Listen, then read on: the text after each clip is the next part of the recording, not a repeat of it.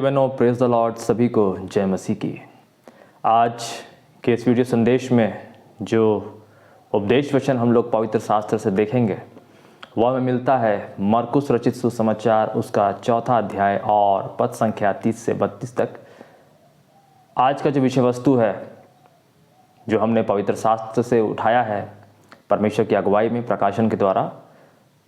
वो एक दृष्टांत के ऊपर है जहां प्रभु यीशु मसीह ने राई के दाने का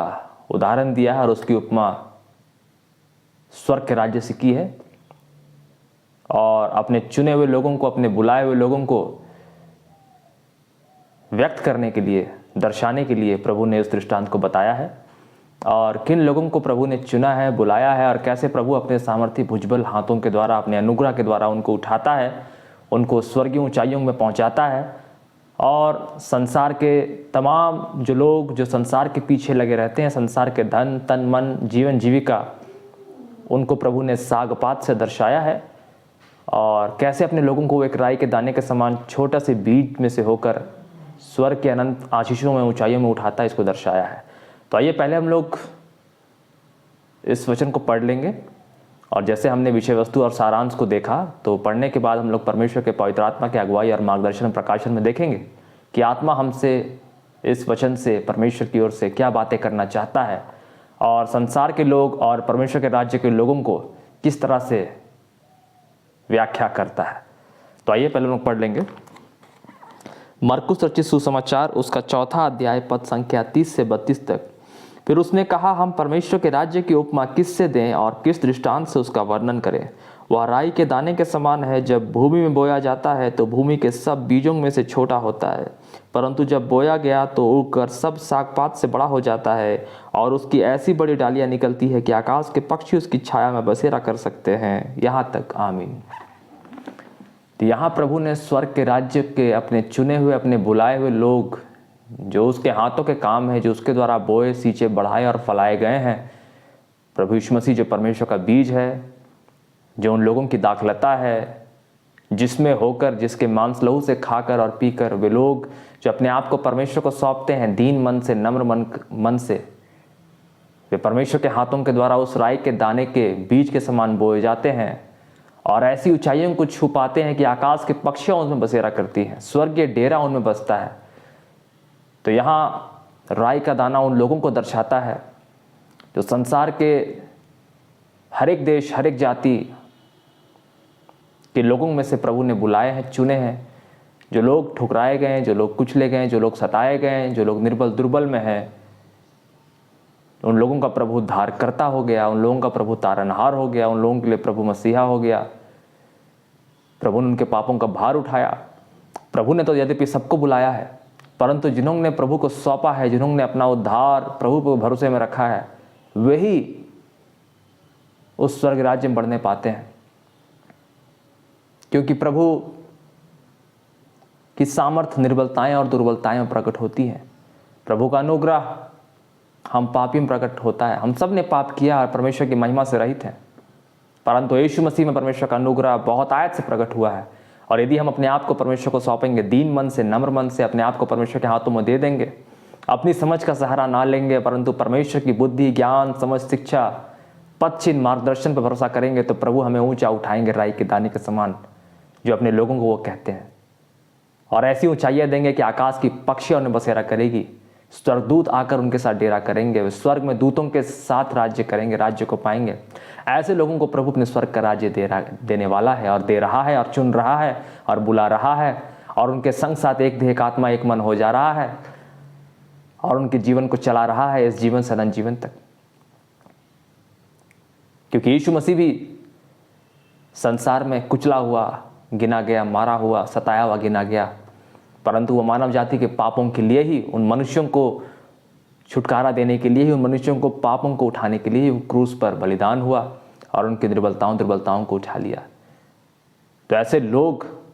जिनके लिए प्रभु मरा, जो उस पर विश्वास रखते हैं, प्रभु सबके लिए मरे, क्या इजरायली कहने जाती, परंतु विश्वास के द्वारा धर्मी जन जीवित रहेगा। और प्रभु वैसे लोगों में जो विश्वास करते हैं और उनको सौंपते हैं, जो इस विश्वास और आशा के साथ आते हैं कि हाँ परमेश्वर है और अपने खोजने वाले को प्रतिफल देता है, अपने मांगने वाले को मिलता है, अपने ढूंढने वाले को आशीषें देता है, द्वार खोलता है। प्रभु उनके मनों में, हृदयों में, आत्मा में खटखटाता है और उनको बुलाता है और उनको अपनी भेड़ जानकर चराता है हरी हरी चराइयों में, जहाँ दूध और मधु की बहती धारा है, जहाँ शांति और प्रेम का राज्य है, जहाँ का राजकुमार यीशु मसीह राजाओं का राजा, प्रभुओं का प्रभु है, शांति का दाता है, और जहाँ परमेश्वर पिता आत्मा और सच्चाई से राज्य करता है। ऐसे राज्य में प्रभु अपने लोगों को राई के दाने के समान बोता है। संसार के लोग उस राई के दाने को देख भी नहीं पाते, ध्यान भी नहीं देते, क्योंकि वो लोग संसार में ठोकर खाए हुए, गिरे हुए छोटे मनुष्य गिने जाते हैं। लेकिन प्रभु ने क्या कहा? यदि तुम्हारा विश्वास राई के दाने के बराबर भी हो, इस दृष्टांत में भी प्रभु ने कहा था कि उनके लोग जो राई के दाने के समान है, छोटे में से छोटे हैं, यदि उनका विश्वास परमेश्वर पर है एक राई के दाने के समान, तो पहाड़ को भी कहेंगे टल जा,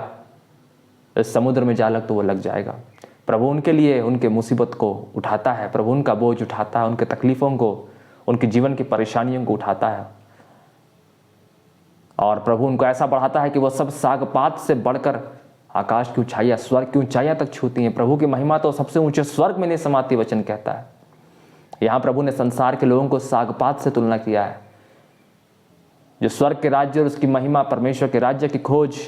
परमेश्वर के वचन, पवित्र आत्मा के बुलाहट को पीछे रखकर संसार के तन मन धन के जीवन की अभिलाषाएं, जीविका का घमंड और दौलत, शोहरत, शानो शौकत,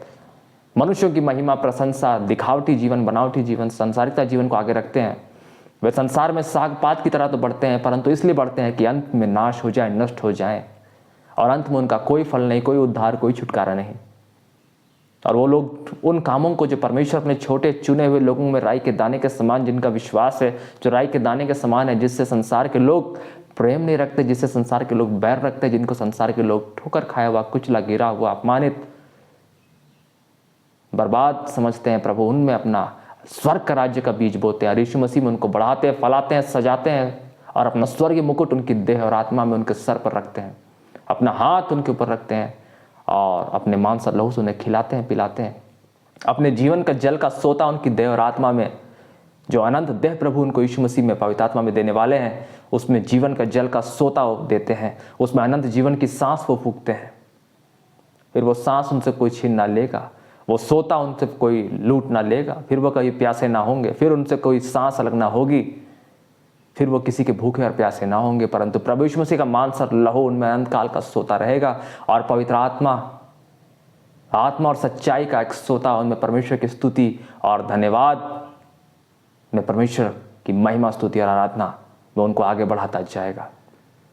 तो परमेश्वर ने कहा है, जिनका विश्वास राई के दाने के बराबर है, जो छोटे में से छोटे हैं, प्रभु ने ऐसे लोगों को जगत में से चुन लिया है। और प्रभु ने कहा, मैं खोए हुओं को खोजने आया हूँ, मैं भटकी हुओं को लौटाने आया हूँ। प्रभु ऐसे लोगों को बुला रहे हैं, चुन रहे हैं संसार भर में से। आज हम लोग अंतिम दिनों में हैं, प्रभु का प्रचार हो रहा है, हम लोग अंतिम दिनों में हैं। यीशु मसीह जल्द आने वाला है, दूसरी बुलाहट है।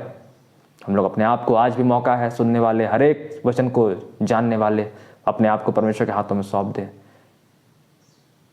और स्वर्ग के राज्य, उसकी धार्मिकता की खोज में लगे रहे, परमेश्वर के द्वारा बढ़ाए जाएं, कि आप स्वर्गीय ऊंचाइयों को छुएं, इस तरफ बढ़ें, इस तरफ फलें, ऐसी डालियां बने कि आकाश के पक्षी, स्वर्ग के दूत आके आपके साथ बसेरा करें। वो आकाश के पक्षी स्वर्गीय डेरा, स्वर्गीय दूतों को दर्शाता है कि प्रभु के लोग